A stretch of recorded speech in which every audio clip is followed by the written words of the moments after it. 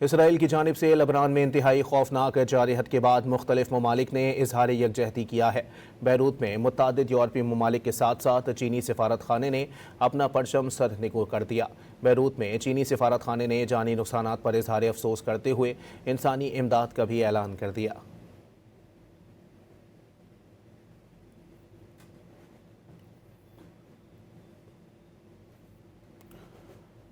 आपको बताएं कि इसराइल की जानिब से लबनान में इंतहाई खौफनाक जारहत के बाद मुख्तलिफ ममालिक ने इजहार यकजहती किया है। बैरूत में मुत्तादिद यूरोपीय ममालिक के साथ साथ चीनी सफारत खाने ने अपना परचम सरनगू कर दिया।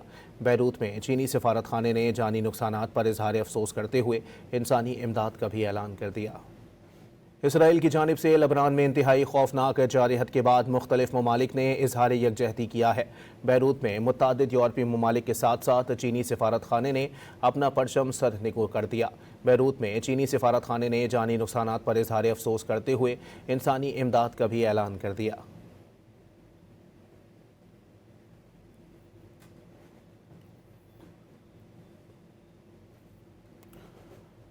आपको बताएं कि इसराइल की जानिब से लबनान में इंतहाई खौफनाक जारहत के बाद मुख्तलिफ ममालिक ने इजहार यकजहती किया है। बैरूत में मुत्तादिद यूरोपीय ममालिक के साथ साथ चीनी सफारत खाने ने अपना परचम सरनगू कर दिया।